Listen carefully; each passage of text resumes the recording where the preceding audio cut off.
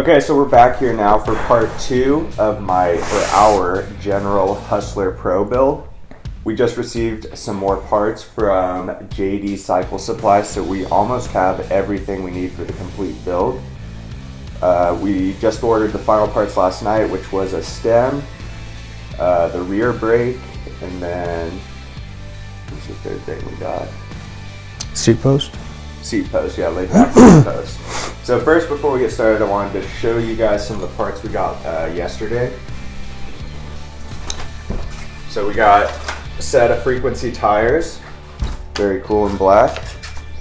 Which these are almost an exact copy of the RL Edge tires that I designed many moons ago. I heard Chase Gouin, I forget how to say his name. I know who Chase is. I've seen him ride. He's unreal. But he designed these for Odyssey because he wanted them real bad. Very cool. You got a second set for your S&M too, right? Yeah, I'm going to try these. These are 175. I'm going to try these on my S&M and see maybe a little less rubber on the ground will spin better, hopefully. Cool. We got the tubes for the tires and then the rim strips. So Haro tubes, St. Martin rim strips, and then the final bit we got was some more gyro cables, all Odyssey. So, because I stole Dylan's gyro cables from my SE Fat Ripper. I don't even have a say. Can you see this in the thing? Yeah, that's in there. I don't want you guys to steal the idea. I put a lot of time into this thing. In fact, I just widened it for the SE Fat tires. You can see how this opens up so the tire fit in there. And wow. Anyways, I'm waiting on my patent. So I'm in the middle of getting a patent on this thing, and don't steal it. It's pretty high tech. It's very high tech, and I'm telling you, I must put in like 15 minutes building that thing. But it works. It just gets it done, you know? Yeah. All right, so I think what we're going to do today is try to put together as much of the bike as possible without those 3 parts that we're waiting on. So that we're waiting on the stem, rear brake, and the seat post. So I think we can set up the wheels, get those together, put on the pedals, the chain, pretty much everything but the brakes, right? And the bars. Yes. Cool. I got a little side note I want to tell you guys about. Mark Riley, who I talk to a lot, social media and stuff. This guy's like so talented. He builds bikes like this, old bikes.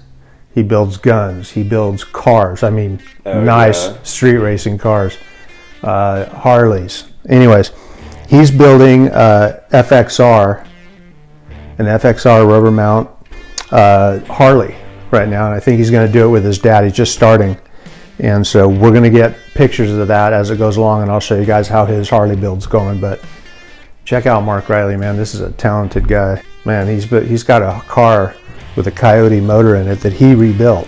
So he does a lot of his own work, which is very cool too. But so I forgot to show you guys, we also got a chain for my bike as well. So yeah, and this did you say Flatland Fuel already? yes. Yeah, all this stuff came from Flatland Fuel, all the cables and tire stuff. There's the rear wheel. And I'm going to tell you guys this again. If you talk to Patrick Schoolin at Flatland Fuel, you're going to get what you need. You know, he knows his stuff, and that's why I go to him, because he tells me, no, you don't want to do that. You want to do this. Wait, so these don't even stick on? They're on by tightness? I guess. I've never done this kind. I thought it was like a strip of tape that goes on, basically. It's funny. It's usually a rubber thing, but this is weird. Are you supposed to line the holes up with anything? Yeah, the valve stem. Oh. On the valve stem? Yeah, check it out. Well, shit. Here you go. I get the screwed up version now? No, this is... Well, I lined it up before I... Here, this is good, because you're good at this and I'm not, so you should be doing it. I thought you were good at everything. Man, so these St. Martin rim strips, there's no slack. Like, they're tight. I got these at Flatland Fuel. and it looks like a little more protection than a regular inner tube. I mean a regular rim, rubber rim strip. So you said less contact with these?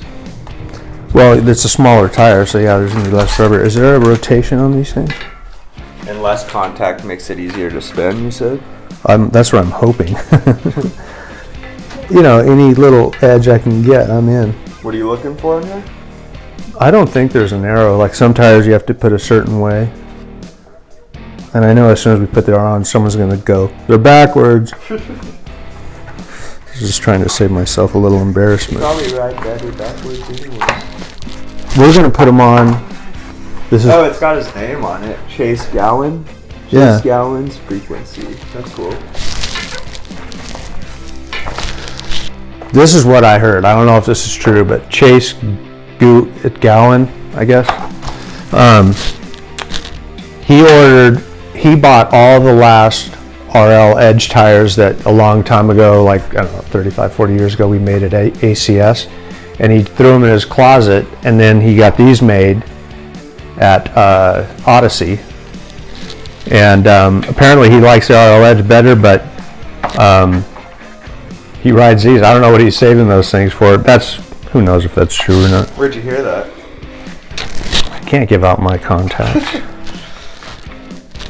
do you get that thing in there? Here, hold on. It's only on halfway. That's going to settle against the outside of the inside. Can I do it? Oh, you already did. Good job. Thank you. Okay, we need to pump. Okay, so we have acquired a bike pump. Over there. And then take that up.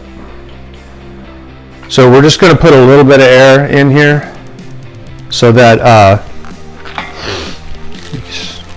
we're going to put a little air in here so that the tube it's a little bit rounder and it has less chance of getting caught on the edge when we put it in.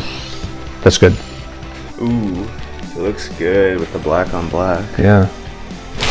And you got a 14 millimeter. We have a 14 millimeter axle on the back of this thing, which is cool. I think the frame's already cut out. Yeah, okay, you want to put that on and don't move that thing, okay? I'm going to show them stuff on the frame. Okay. So I took some of this out, some of the metal out on the dropouts to fit the 14 millimeter axle. And then right there you can see I took off the coaster brake mount just to keep it clean. I don't like to have anything on the bike that you're not using. I don't like little tabs and stuff. I'm gonna get my workout for the day. Oh my God, these things fill up fast. Man, when you pump up those big tires on the SE Those take Fat Quad, man, you better plan a day for that because it takes forever to fill those tubes up. I just got my compressor out and that worked really good.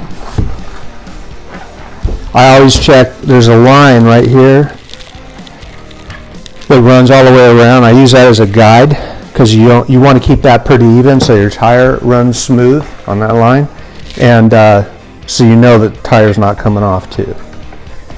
I did that once at a gas station. I just put air in it and it blew up in my face. You only do that once. What kind of air pressure are you running these days? I don't know.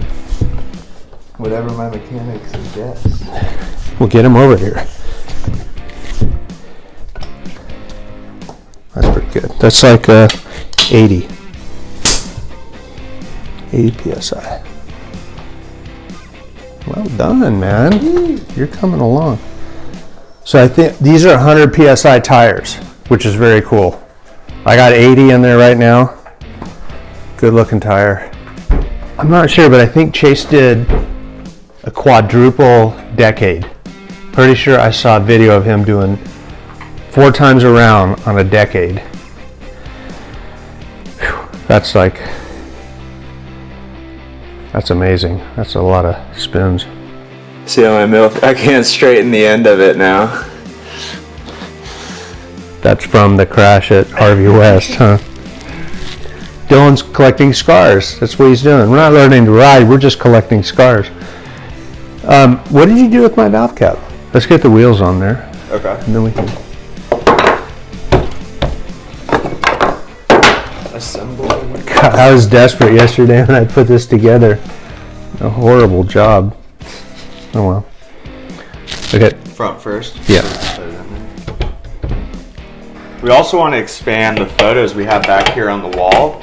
So if you guys have photos you want to send to us or whatever, or you have suggestions for ones you want to see up there, definitely hit us up and let us know about that. And if you want to send us some photos, that'd be cool too. We definitely hang them up there. So like I was saying, if you guys have a photo you want added up on the wall or something, just comment down below, or you can email us, rlosbornbmx@gmail.com. Ooh, this may be our first glitch. That's easily taken care of. So these are the bully pegs. So if you're going to run on a 14 millimeter, you just leave it like that. If you're going to run it on, I think that's a 3/8, you put this spacer in there, it fits flush. And you can even, I think these screws are, if you want to screw it into your fork so they don't bend your axle, you can try that. Alright, so the peg's not going to go on yet because we're going to have to grind those out.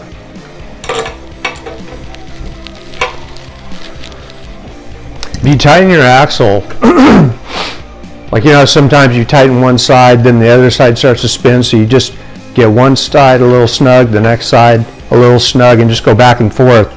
They'll hold each other most of the time. Ooh, that's looking good. Sweet. That is sweet looking all black. Yeah. The chrome forks kind of sets it off though, kind of. Yeah. You know what I mean? So how do we Look at tighten? those profile cranks. What size sprocket you got on there? It's the same as the one you have on yours, 28 tooth. Yeah, 28 tooth. It says it on there? Mm-hmm. Huh. Because 29 tooth for that big bike's hard to find. I like all the black cranks. Looks really good. He's got a free coaster on here too. We got these rims from, well, they either came from Flatland Fuel or JD Cycle Supply. The bully pegs came from JD Cycle Supply. And that's Jeff DeVito, and he's really up on everything as well. So he's got a lot of cool stuff. I've been going to Pork Chop a lot too. They're really good for brakes, like Diacomp 883s and whatever type of brakes you want. They're really good for that. All right, we're now doing the chain edition of the chain. We got the KMC S1. I don't even know if that's what it's called.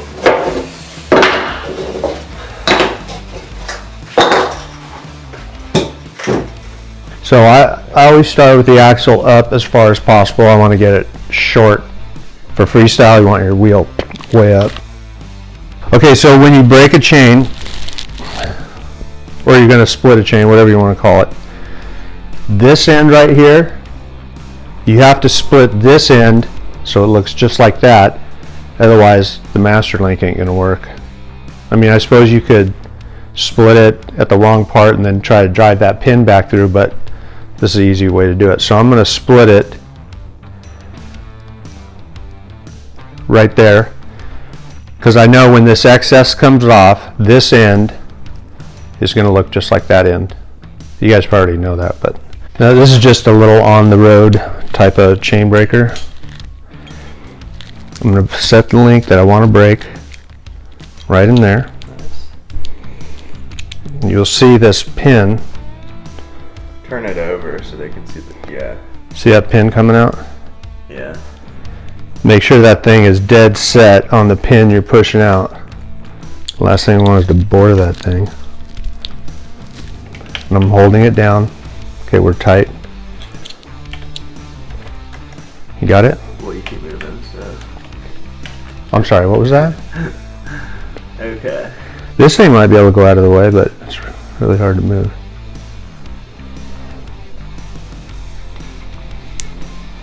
This little tool is actually pretty cool. Okay, you can see the pin popping out there on the other side? Yes, on the right side.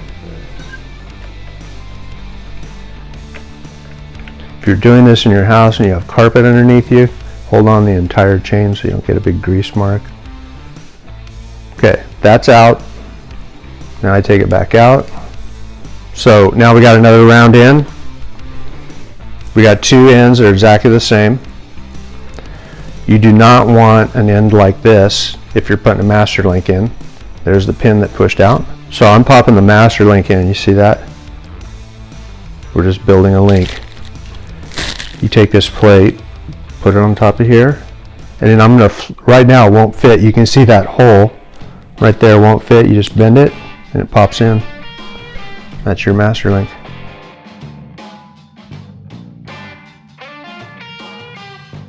Cool. So when I want to take this off, same thing, I'm bending the chain just enough to get that master link off. Don't frickin' really bend your chain, just bend it enough to flex that off. And we're going to put the chain off. It's not going to be on the sprocket because it's too hard to bend when it's on the sprocket. Now I would check that, make sure that thing, you don't want that thing splitting. You're doing like an 80-foot gap on a double. You want to make sure that thing holds on there. You can get them where they have an extra clip on there, which I really like. So you got to run the back sprocket first. Back sprocket first. Move that up and she's on.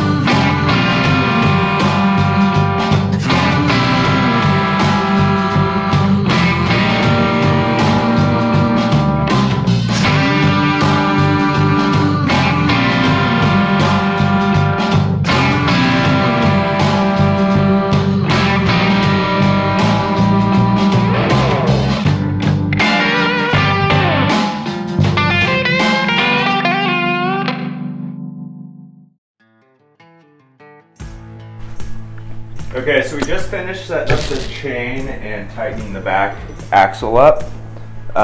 We had to bend the dropouts a little bit. There was kind of an issue there. I think RL's going to explain that to you. And while he explains that to you, I'm going to be adding on. I already added this pedal on. I'm eating my teeth. Look. No. I was just eating a burrito. I'm going to put this pedal on. I already got the right side on. While RL explains that all to you. And you're going to stand right in front of the camera? No. Okay. Okay, so it's an older frame, so things get warped and who knows what happened to it, but it's wonky. One of the dropouts was out a little bit. So when we tightened up the axle, it wants to climb to the smaller space. So there's nothing we could do to get it to lock with that bent dropout. So we took everything apart, and this bike's going to be repainted, but what I did was, your dropouts have to be flat where your axle, where your pegs are going to hit or your washers are going to hit. It has to be flat or it's going to want to move around. So I didn't bend it here because it would bend right there. I put it up here with a rag on it and then slowly bent it on top and bottom. Just laid it on its side and bent it down, and it locked up first try. Made a huge difference. Yeah. And then the other thing I was going to tell you is, like Dylan was asking me, how tight do I make the pedals? Well, you got to consider that these are profile cranks, so you know those threads in there are probably really good. It's growing in. These are probably chromoly, Nether Plus. Pedals are heat treated, so you got strong threads on both sides. You tighten accordingly. But if you're putting you're threading into a small aluminum, like a case on a motorcycle, or I don't know, anything. If you're putting a steel bolt into aluminum, be prepared for that aluminum because that aluminum is going to strip faster than the bolt. So you got to kind of pay attention to what kind of metal you're going into, and that's when torque values come in really good for that. But on this bike, everything seems to be really heat treated and set up good. Yeah. But yeah, so consider what you're threading into. Also, on these rear axles, it's a 14 millimeter, but it's fine threads. It's a lot easier to cross thread fine threads than it is coarse because the threads are so small. So when you're putting that nut on this axle inside the peg, make sure it feels right. Make sure it's going on. If it starts tightening too early, take that thing off because you're cross-threading it. You cross-thread it, you're going to ruin the axle. Or you're going to have to retap it, re-thread it, however you want to call that. And then you were also saying we're probably going to do something a little different up here with the gyro, because this is just your typical gyro. You know, there's so much crap in here. Nothing against gyro. This is how you build it to fit every single bike in the world, you know, but it's called, I don't know if it's snafu, or I know Odyssey has one where you can thread the side of the head and put those little L-shaped brackets in there. It looks way cleaner. You get rid of this big chrome piece right here and you get that fatter. It just cleans everything up. So we're thinking about doing it. It's really not a big deal to thread that. You should know what you're doing though. But this will work fine for now. All right, well, that pretty much covers everything we're going to do in today's build video. I don't think there's really anything else we can add until we get the rest of the parts here. I got one more thing to say. While we were trying to figure out that rear end, we got a call that the General 87 General Pro, that the final welding is done. So we're going to go pick that up and see how that looks. We'll film the whole thing. Yeah, we'll show you guys the picking up of that bike as well. I hope it came out right. All right, is there anything else you want to say? Nope. Cool. I'll give you guys some cool shots of the bike now then, and we will see you next time for part 3 of this build. All right, we'll see you guys later.